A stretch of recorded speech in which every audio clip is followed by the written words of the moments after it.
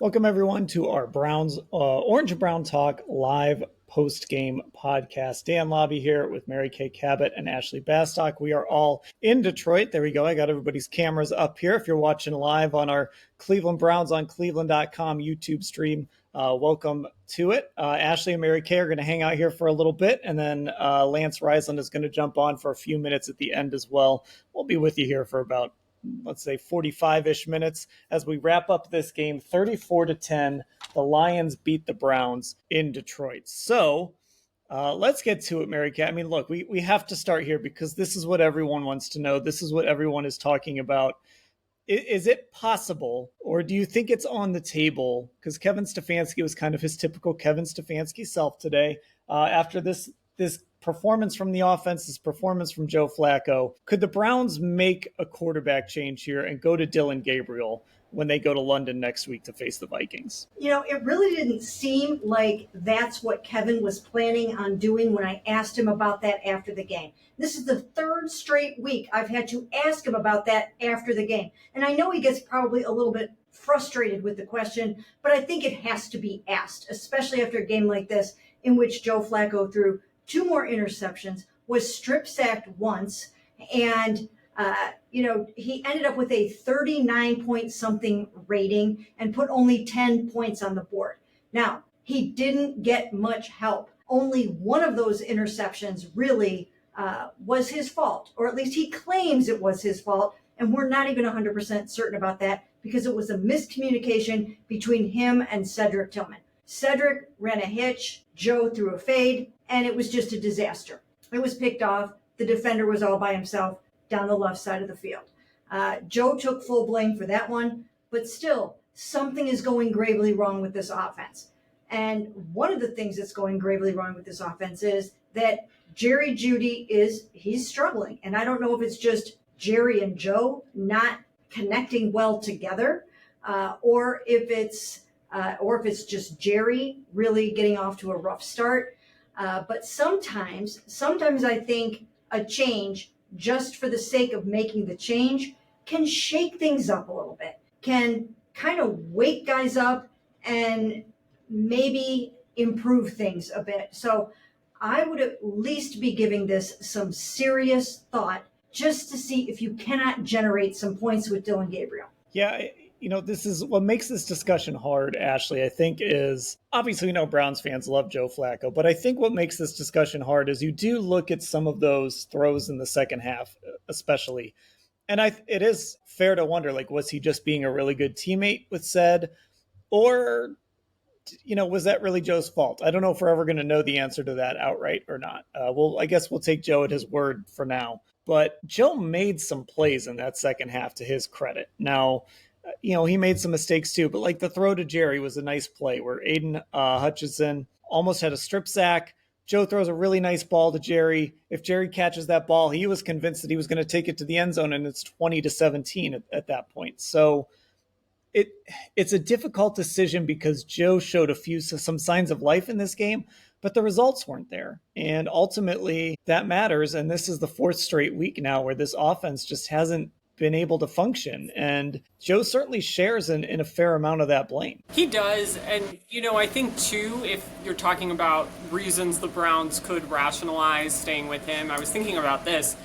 I need to go back and rewatch this game, but I think this Browns offensive line, obviously struggled with protection. And again, they have neither of their starting tackles out there. Jack Conklin did not play again today, so they were missing him. They had Cornelius Lucas, the vet, and KT Leviston. So this wasn't, again, their usual group. It's obviously something they're going to be dealing with. Mary Kay wrote in her Insider this morning before the game about where they're at in terms of could they possibly make a trade for a tackle, right? Things are not great on that line. So I also wonder how much of this they'll justify by looking at it again and saying, man, this Lions front was pretty disruptive. Joe's obviously not the most mobile guy, but also this idea of when you have the tackle issues and this game coming up, obviously there's a lot going on, right? It's overseas. It's going to be in London. You have Brian Flores as the opposing D coordinator, who will definitely be able to scheme some things up to try to make this offense uncomfortable. They obviously have good edge rushers there in Minnesota, led by Jonathan Grenard right now. So, like, do you want to throw Dylan Gabriel into all of that? And I also keep coming back to this idea of we know how stubborn the Browns are in sticking with their plans. And I just keep thinking about if they have a plan in place and say, we will not consider, barring injury or something crazy happening, to throw them off that plan. Because I think when it comes to Dylan, when it comes to Shedeur, like we've talked about, they're so focused on those guys' development. And I really just don't think they will throw Dylan Gabriel in before they're ready, before he's ready, and take a risk of hindering his development at this point. So let's talk about that a little more, because I do think there is a legitimate case there where it's, the Browns came in with a plan with this 3rd round pick and this 5th round pick. They came in with this idea that they were going to be protective of them and that they've had this mapped out all along. But the one problem with that, Mary Kay, is we've learned, especially in Cleveland over the years, this league does not allow you to stick to plans. Like, it just doesn't. Whether it's injury, performance, bounce of the ball, whatever it is, it doesn't allow you to stick to plans. And if they did have this grand plan I'm going a direction I didn't think I was going to go. If they did have this grand plan to, like, let's wait, we don't want to start a rookie until week 7 or week 8 or whatever it is, why in the world did they trade Kenny Pickett then? Like, that's got to be part of the discussion, right? Like, if they had this plan, then they shouldn't have just made Dylan Gabriel the backup. But he is the backup. The offense is struggling. And now your hand might be forced in a really difficult spot. Well, as I said last week, just half in jest, they should trade back for Kenny. Right. Just keep throwing 5th round picks around for Kenny Pickett. Call up the Raiders, get him back. No, but I do think that there are some things to think about here with Dylan Gabriel. First of all, when you go through the weekly install of a game plan, you learn a lot. You learn so much about what it takes to prepare for a football game. And I think that they wanted him to have as many of those game week installations as he can have under his belt before he goes out there. Then, of course, as we've been talking about, 2 backup tackles right now.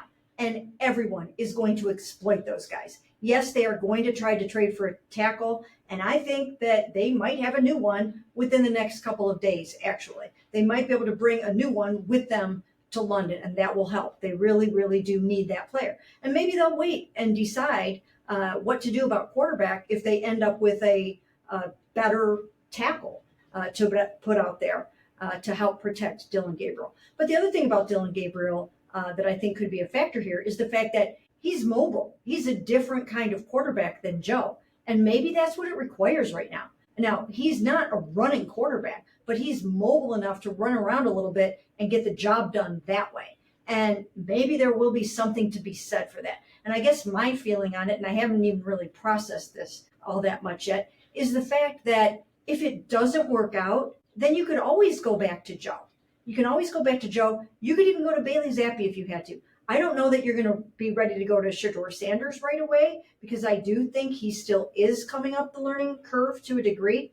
But I think you could go back to Joe if you had to. You could go to Bailey. And who knows, at some point this season, dare I say it, maybe they'll even try Deshaun Watson. I know, that's a taboo subject. Now you're going someplace I didn't think we were going to go. We're not even allowed to say that. We have no idea where that stands. He's not ready yet. He's not healthy. Although I will say he is eligible to have his practice window open beginning this week. He had to sit out 4 games, and then he's eligible to have his practice window open. So I have no idea if they are ready to do anything of the sort. No clue.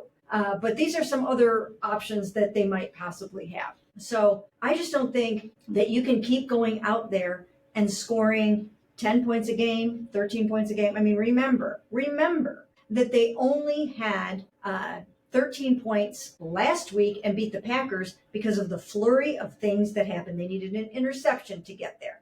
They needed a blocked field goal to get there. And tonight, or this afternoon in Detroit, they got 3 points off of Denzel Ward's interception. So the offense, on its own merit, managed really only 7 points on that opening drive.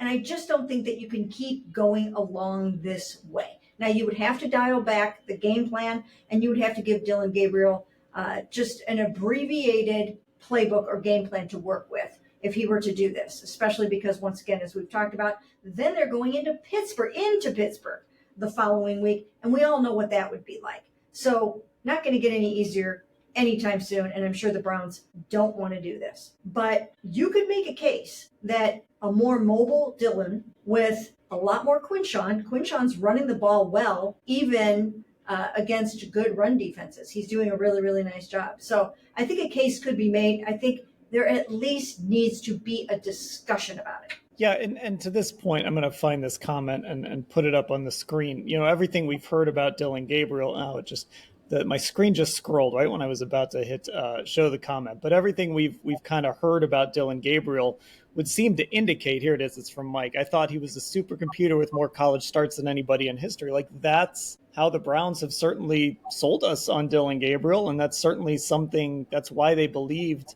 you know, Mary Kay, that's what you've called his superpower, right? That processing, that ability to be a supercomputer, and that idea that he has started 64 games in college, and he's played in difficult environments. And obviously you're not playing against the talent level, you know, 1 through 53 at the college level that you are at the pros. I mean, you probably didn't face many defensive lines even close to what Minnesota's going to throw out there. There's probably 1 or 2, but not as many in college. I mean, Ashley, there is something to be said about this idea that, you know, maybe you don't want to, maybe it's okay to have the kid gloves on a little bit, but like, this is a guy that has experience and has been in big games and has started in difficult environments. So you probably don't have to be super scared of doing that. Yeah, like, I mean, at some point, we're going to have to see it, right? They're going to have to put him in a game so that we can figure it out, or they can figure it out, I guess. That part of it to me is like the best argument in all of this. Like, hey, if you guys think he's such a good processor, shouldn't that be the reason why he is ready sooner? And, you know, I think too, when you start to play the schedule game with teams, like, there's truly no ideal week for any of this, right? You got to throw a guy in, and it does kind of become sink or swim. I do keep thinking about that, ironically, the Deion Sanders quote from New Heights about, like, what guy has ever said, oh, I learned so much sitting on the bench today. Like, I definitely think it's more nuanced than how Deion portrayed it, but I also think there is some truth to that. Like, at a certain point, development is going to stall if you're not continuously ramping up the challenges. So we've only heard positive things about Dylan Gabriel. I mean, even since they have closed practices, since we don't watch practice the entire practice every day anymore during the season like we do in training camp. So eventually you're going to have to see it. And, like, to the point of, should it be now? I mean, and Dan, I think you texted this too, and I was wondering it. I might have said something to a similar effect. Like, I would have considered bringing him in earlier in the second half. I knew Kevin was not going to do that because it's just not what Kevin Stefanski does. I mean, I watched him not bench Baker Mayfield after a 4-interception game in Green Bay a few years ago. But, like, I would have considered it today, bringing him in before garbage time, just to try at this point. Yeah, I mean, it felt like it could have been in play. But obviously, you know, as we always say on here, Kevin is very, very slow to make those changes, especially in game. I do want to, obviously, we've gone heavy on the quarterback, Mary Kay, for good reason. But I do think it is worth noting that and acknowledging that the problems right now offensively do run deeper than just Joe Flacco. I mean, you mentioned Quinshon Judkins. I thought he looked good today, like you said, 21 for 82 and a touchdown. But there were some times when they kind of had trouble getting that run game going, and I wonder how much of that was Detroit almost selling out against the run there. But, you know, Jerry Jeudy had a tough day. He had that big drop and only had 3 catches for 48 yards, all on the first drive. Isaiah Bond actually had a nice day, 3 for 58, but you look at Fannin, he had a drop. Njoku only had 2 catches on 3 targets for 11 yards. Said Tillman, 1 catch for 6 yards, left with a hamstring injury. You know, Jamari Thrash played a lot of this game. And I don't know how many people out there watching this podcast know Jamari Thrash played a lot of this game. So the problems go beyond the quarterback, right? And Kevin says that a lot. Kevin says it's not just one person. It's on everybody. And sometimes that's coach speak. In this case, though, there are certainly instances where that's true. And if the Browns do stick with Joe Flacco, I would imagine that would be the argument, that there's a lot of things that are wrong beyond just Joe Flacco. And if they can get some of those things fixed, then maybe they don't have to throw the rookie out there. Well, I'll tell you what. There's only one way to find out. There's only one way to find out if your horrible, pathetic offensive production could get any better, and that's by making a change and seeing if it snaps anything together better than it's been happening. But I think one of the reasons they are very reluctant to do it is because the supporting cast is really not performing up to par right now. We've talked about Jerry Jeudy. What comes first here with Jerry Jeudy, the chicken or the egg? Is he not performing well, in particular with Joe Flacco? Would he do better with Dylan Gabriel? It's really hard to say. We don't know. Like I said, there's only one way to find out, to throw Dylan out there and see if there's some way that he can jumpstart this thing. And then, of course, there are the tackle issues, and that's not going to get any better unless, of course, they make this trade for a left tackle that they're trying to do, or for a tackle in general, a more starting caliber tackle. So, that's something that is in play. But when you look at Joe, I mean, he only completed 47% of his passes today. That is not going to cut it. And guys are dropping his passes. Guys are having his passes go off their hands and get picked off. And even back then, Bill Musgrave said to us, when we blamed those on the receivers, he said, those could have been better throws. So I think that the football team is looking at Joe and seeing that they can get some better quarterback production that they are not getting. They don't know if they can get it for sure from Dillon Gabriel, but I think they are seeing some things that lead them to believe that perhaps better quarterback play is out there somewhere. Now, again, as we know, that first interception of Joe's, it was the miscommunication between those two, and Joe took full blame for it. Is he just doing that to take the heat off of said Tillman like some quarterbacks do? I don't know. He seemed genuine when he said it. So, I don't know the answer to that right now, but something is amiss with this offense. And there really is only one really obvious change that you could make to find out if these guys would do better with a different quarterback. And I do think that there's something to be said for the fact that Dylan Gabriel has started 60 games in his career. There are some NFL quarterbacks that go out there as rookies and they have started a dozen games. That has happened. And it usually doesn't work out very well.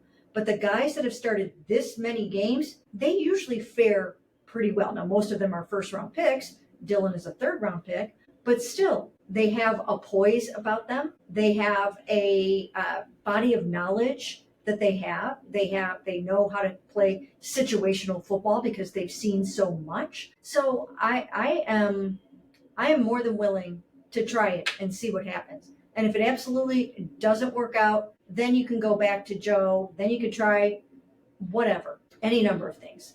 But I don't know that you can keep going on like this week after week after week and expect that you're not going to lose everyone else on this football team, including your championship caliber defense. So I'm glad you said that, because that was kind of a direction I wanted to take this too. Ashley, Jerry Jeudy's, when he talked after the game, he basically said they're tired of leaning on the defense, not in like a bad way, right? But the question was basically like, it was just along those lines of, this defense keeps giving you chances, right? And he basically said, we're tired of leaning on the defense. We've got to make some plays ourselves. My first thought is, if Jerry Jeudy is saying that, I just wonder what some of these defenders are thinking. I'm sure some of them can have tunnel vision and it's like, hey, who cares? Our job is to get the ball back for the offense. That's all we're going to worry about. But if your wide receiver one is saying that, you got to think some guys on that defense are like, come on, help us out at least a little. Give us something here, guys, because we're doing all the heavy lifting here.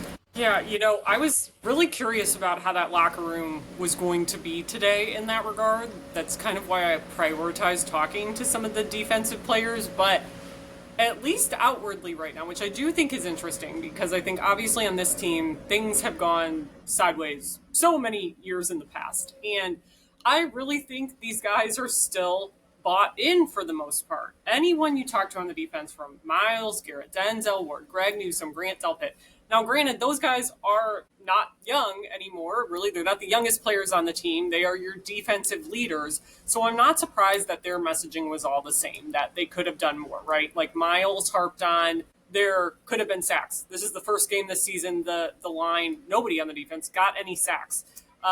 They all said they could have done more against the run. Now, I would argue it's a pretty good afternoon against the run when you only give up 109 yards to a duo that ran for 218 last week against the Baltimore Ravens. So it was like no matter who you asked, even like Denzel, he gets that pick today.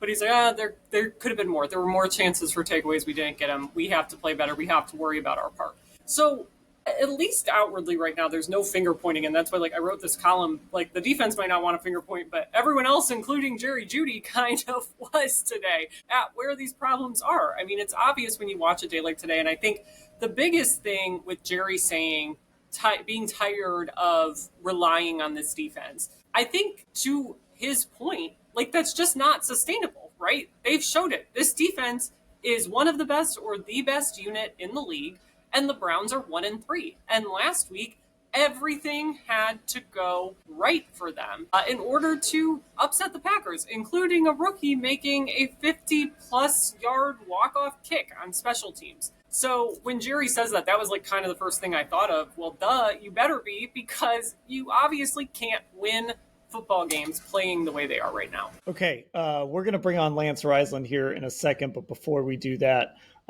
anything that you want to add here, Mary Kay, before we let you two go? Yes, there is one thing I would like to add, and that is the fact that in addition to all of these offensive problems that the Browns are having right now, they lost Cedric Tillman to a hamstring injury in this game.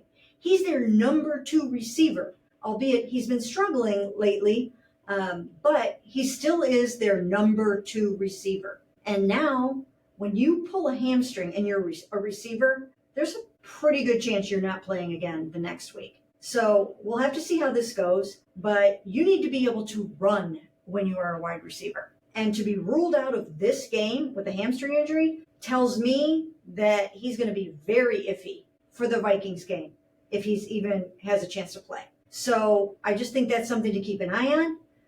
The Browns were already sort of in dire straits offensively, and now it's even worse. Ashley, anything you want to add here before we go?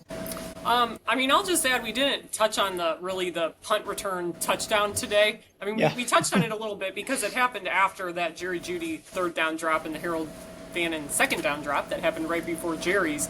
But that, to me, was just the obvious turning point in the game. It was like, oh, they're keeping it close. They're hanging around. And then that was, oh, this team is probably done for today. And truthfully, you know, I wrote a big, long story after week 2 about all of the special teams things that had gone wrong and kind of outlining that it was more than just Andre Schmidt missing a couple of kicks in week 1, and how on punt returns specifically, they had kind of been prone to giving up these explosive returns and missing tackles and things. So that's definitely one sequence I want to really go back and watch tomorrow as we start to rewatch the game. But I mean, that kind of stuff, it's just like inexcusable at this point. And I mean, maybe that game was gone already by the time that happened, truthfully. I mean, obviously they didn't score again, but you never know with moments like that. And I think that just kind of put the final nail in the coffin for the Browns. Okay, I'm going to let Mary Kay and Ashley get going here, and then we're going to bring in Lance Reisland. So we're going to make this switch, see how smoothly I can pull this off. As I switch here, you guys are going to be stuck looking at me on your screen here for a little bit, which to the guy that was calling me Shaggy in the chat, sorry, you got to look at me. I got a bad background too, so I need a haircut. Look, I understand. Okay, that's on my list of things to do as we go here. So let me see. Lance, we got to fix this live here. All right. I need you to log out and change your speaker to your headphones because I'm getting an echo of me. So if you can log out and do that. So when you log back in, there should be an option to pick your headphones. All right. And yeah, there we go. We'll try this again. This is going smooth here, folks. This is live potting at its best. And look, we'll spend a little more time on that. Thanks for reminding us, Ashley. Bubba needs to be fired first thing tomorrow. I don't know if I'm ready. I mean, firing the special teams coordinator in the middle of the season is a lot, but certainly their special teams have not been good enough. So they've got to get that figured out. And it felt like Khalif Raymond all day was going to have a chance to take one to the house. And then he finally got a seam and he did it. And I don't know what you do. Like, I don't know what fixes that. Some of that could be the roster, right? Some of that could just be maybe the bottom of the roster is not good enough, but that's an excuse. That's an excuse for a guy that when you brought him in was supposed to be one of the best special teams coordinators in football. And he hasn't done the job to this point. So that's disappointing. Let's see. We got Lance in here again. You got me? I'm still hearing myself here, Lance. So I want you to do one more thing for me. All right. Are you hearing me in your headphones? This is good stuff for our live folks. Okay. When you log in, there should be a little echo cancellation thing that you can toggle on. Can you do that for me? I sure will. Do I have to log back out again? You do. Third time's the charm, buddy. We got this. This is live potting. This is because we can't test with Lance. I can test with Mary Kay and Ashley, but we can't test with Lance before he jumps on, unfortunately. So, but you guys don't want to hear my voice once, so you definitely don't want to hear my voice twice. I'll tell you that. Let's see as I go through some of these comments, see what we have in here. This is interesting. I'm not going to fact check this, but I'm sure if it's not completely correct, it's close. And of course, it just slid away from me. So let's see if I can find this here.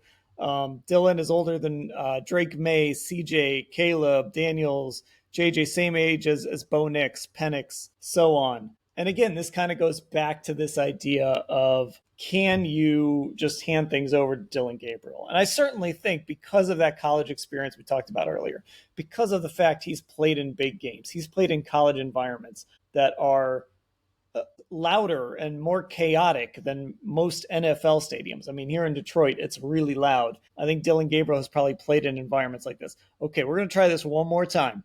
We're going to bring on Lance. Third time's the charm. I bet. We get it? I'm still hearing myself. All right, so I don't know what I'm hitting. Everything's the same here. Let's see.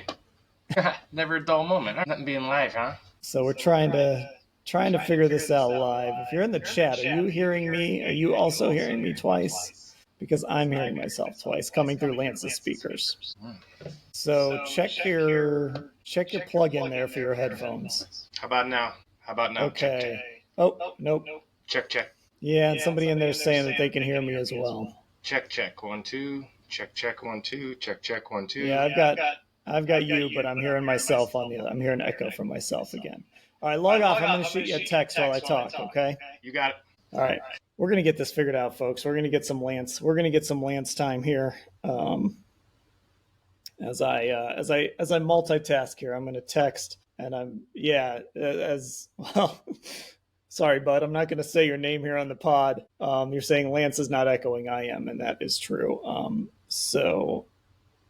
Give me 1 second here, and then we'll get back to this. So look, I don't know if changing to Dylan Gabriel would be an answer, and I think I'm sort of with Mary Kay.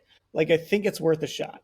Okay, but I also think if you're sitting here saying switch to Dylan Gabriel, and there are a lot of people, as there are every week in the chat, talking about Shedeur Sanders, and that's good advice there. That's good advice in there. I might just have to do that. When I talk, I might just have to mute him. We're going to give it one more shot here, though. See, this is why I love this chat. Sometimes the chat can be mean. Sometimes the chat can be helpful. And here, I'll even put this one on the screen. See, you guys are offering your tech support for me. Whoops, that was not the one I meant to put up there. I don't know what that one said. But thank you for this piece of advice. We're going to just do that when he logs back on. So anyway, there is a lot of talk about Shedeur Sanders in the chat. Every week there's a lot of talk about Shedeur Sanders in the chat. I will say this. I liked Shedeur Sanders coming out of college. There were some things that concerned me. I expressed those. Even though I liked him, it was dealing with pressure. It was a lot of what we saw in that Rams preseason game, right? Not what we saw in the Carolina game, where I thought there was a lot of good. There was also some of those bad habits he got away with in that Carolina game. He didn't get away with them against the Rams. I worry that you put him out there in a regular season game where a defensive coordinator is preparing for him all week. They're going to put him in positions where he's turning his back and running the wrong way, and he's taking some bad sacks. And I don't know. Maybe I'm wrong. Maybe Shedeur comes in and lights it up. And I think we're going to get a chance to see Shedeur play this season. I really do, unless Dylan Gabriel gets this job and just runs with it. right now, I guess the reason we don't talk about Shador as much here, and I know a lot of you want us to talk about Shador a lot as an option for this football team right now, is it's just not a realistic option for this team, right? And I don't mean that as me saying that. I mean that as the Browns are telling us that.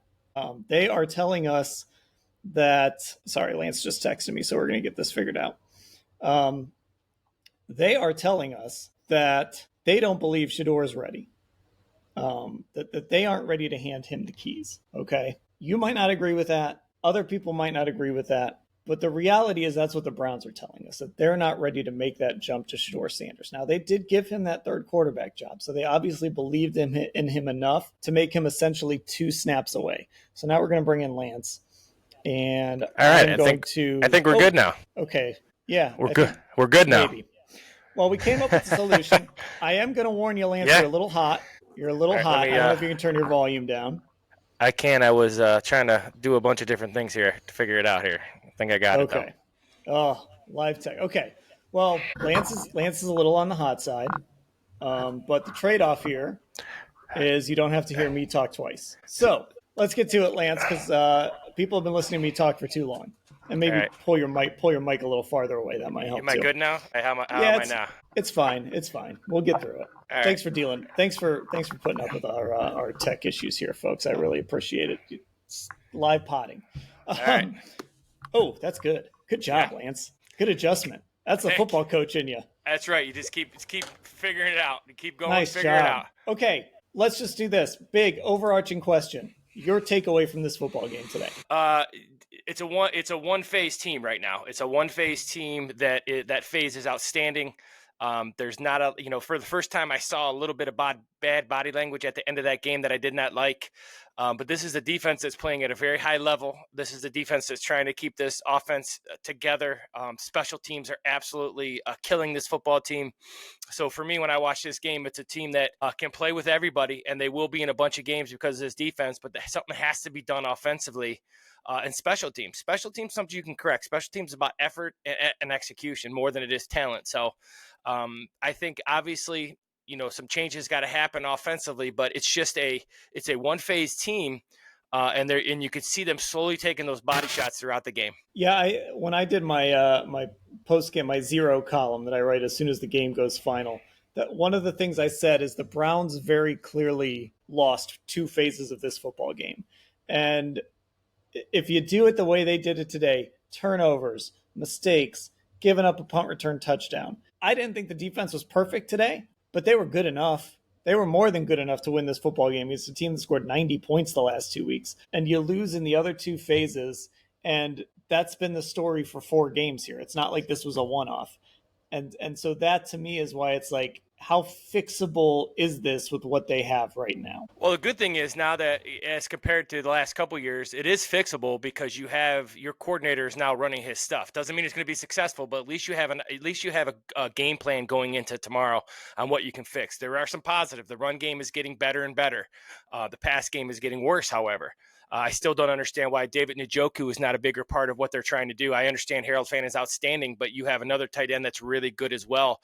I think you need to maximize that. But there are some fixable things here. Special teams is about effort. Special teams is about being in the right lane. Special teams is about getting lined up right. So that's something they can fix. This defense, obviously, what you don't want is you don't want this defense to start pressing and try to even be better than they are, because that's when they'll start making mistakes. So right now, it is fixable. You're still staring at, the thing that I would stress to everybody is that it's not an excuse. But they've played a really tough schedule, and they've played a really tough schedule with one phase. Now, I think that those phases should start to get a little bit better when you're not going against elite teams. And that's what's happening right now. These mistakes are being magnified by these elite teams. Starting this week, you should start to see an improvement. And there is no other way. And people always say, why are you positive? Because there is no other way. There's no other way to get better unless you get after it tomorrow morning and get back on the horse and try to fix it. So I think you're right. And I think this sounds crazy. I hate to say this, because I think when you look at this football team, to look at a game and say, oh, that's a winnable game, I think that's giving the next opponent not enough credit, right? This Minnesota, so these next 2 teams they're going to play should give you a little bit of respite, right? These It's not the Packers. It's not the Lions. It's although the Ravens look terrible. That's a whole. By the way, that's another discussion that is relevant to the Cleveland Browns. The way the Ravens have looked and the way the Ravens defense in particular has looked. But I'll say this: next week you're going to be going against Brian Flores and a Vikings defense that has been getting healthier. And the week after that, you're going to be going against Mike Tomlin and the Pittsburgh Steelers defense. And we know that those guys, we know that they're going to figure out ways to make life really difficult on you and make life really hard on you. And look, we'll also give the Steelers credit. They are 3-1. There's also the schedule part of it. Minnesota might be in London by now, right? They played in Dublin today. They might be settling into their hotel in London tonight by now. So they'll have been over there for a few days already, plus this week. That's an advantage, I think. Then you come home and you play the Steelers, and guess who the Steelers play next week? Nobody. They got their bye. So even though the opponents get easier in theory, the situations and the coaches you're facing on the defensive side don't get any easier. And they've got to get this. The Browns have to get this figured out fast. And in 3 days, they're getting on a plane and going to London. Well, I'll say this. I think it's an advantage maybe to be over there, but I'm not so sure it is. And I've heard that from a lot of different people. You know, you're not sleeping in your own bed. You're not eating the same food. You know, everything is it's a little bit different. It can be uncomfortable at times just because you're away from home so long. So there's part of that too. But obviously the time change and all that kind of stuff carries into it. But this is all about the Browns. And once again, the things that I've always believed in, no one cares. No one cares how bad you're playing. The Vikings don't care. The Steelers don't. No one cares. In fact, they're going to try to beat you worse. And until you get this offense figured out, and it's as I've stated to a lot of people, is that a lot of people did not like the Green Bay Packers, kind of game plan. But think of if they don't turn the ball over today. If they don't turn the ball over, they're in this football game. 17 points on turnovers and a punt return. So if you take away 24 points, it's 10-10. And I'm not saying the defense played great, and I know there's other pieces to it, and you have to make some chunk plays and things like that, but you see the importance of protecting the football. And that's what they're not doing right now. And Joe Flacco has to do a better job of that, because what you're getting is the Joe Flacco turnovers without the Joe Flacco cooking. And that's a problem, right? So that's what I see. I don't know if the immediate answer is always replace the quarterback, but you got to fix other pieces here. You got to fix pass protection. That was a complete whooping up front today, which is something you don't normally see. Special teams are absolutely getting handled. They're losing hidden yardage. They don't have any explosive returns. There's a lot more to it than Joe Flacco. He's a part of it, but there's a lot more to it, and they have to address the entire all three phases to get this figured out. Yeah, I wanna just clarify something that I said here from our guy Domain. Dude, really, the Eagles played in Brazil. Are making that excuse? I'm not saying it as an excuse, but that was also a different situation too. That was both teams going to Brazil. I do think there is something to be said. And to your point, Lance, hey, the Vikings will have been on the road for like a week and a half. So that matters. I mean, I covered this Browns team that spent 10 days in LA during the season a couple years ago, and they were exhausted by the time they got to that Rams game, I thought. So that's real too. My point was Minnesota's going to be over there for a week and a half. Their body clocks are going to be adjusted. The Browns will have been over there. They chose not to travel today. Some teams will do that and stay there for a week. Playing at 9:30 in the morning. It's that Big Ten. It's that Big Ten having a West Coast team coming over and kicking off at noon, right? Like there is a chance that you might be a little bit slow starting in that game. That said, I don't mean that as an excuse. They got to go beat the Vikings. I don't care if you're tired. I don't care if but they got to go beat the Vikings. But I'm just acknowledging that I think there are challenges in their situations on top of the fact that they're not playing very good football right now. Yeah, and those challenges get magnified, right? I agree with you. So it could be either way, but there are distractions right now. And, for the frustration is understandable, but the frustration has to stay out of that out of Berea. That frustration, they have to figure it out, because with frustration, that won't help, and that won't help you prepare. And hopefully you get up tomorrow and you flush it. And that sounds so redundant. And I know everybody they've been bad for a while, and they, all these kind of things. And since they came back, and I've received a lot of messages today, my response is that's the only way it happens. It might not happen even if you're positive and you go back to work, but it for sure doesn't happen if you say, I told you so, and you feel bad for yourself. they got to get up and they got to get to work, and they got to have a chip on their shoulder. And this defense gives them a chance. And they have some players, and they're trying to figure some things out. I'm not sure if the quarterback change is the answer, but maybe it is, because that's the only position in football that you can really get a kind of a shift in momentum, good or bad. But with a rookie, there comes other issues. So you gotta take the good with the bad.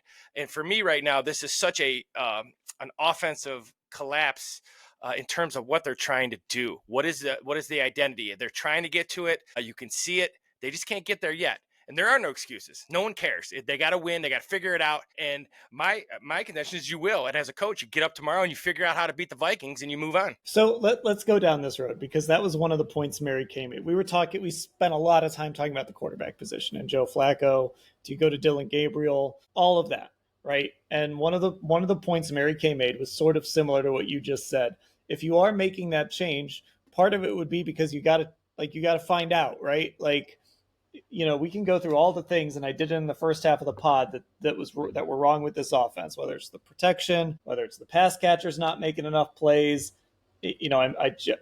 Lance, did you know Jamari Thrash was on the field for a ton of this game after Cedric Tillman got hurt?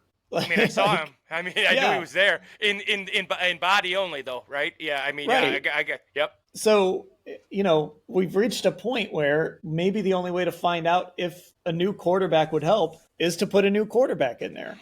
And I don't know that Kevin Stefanski is going to think like that, but to what you just said and what Mary Kay said earlier, maybe that does go into the thinking a little bit. Well, it's the only position. First of all, everybody loves a backup quarterback, and when you get a backup quarterback, it's a lot different. Now when you're in control, they're going to take away the first read. They're going to make life really, really tough on a rookie quarterback, and you have to understand all those things are going to happen too. But the quarterback position, as I've always said, gets way too much blame, way too much credit.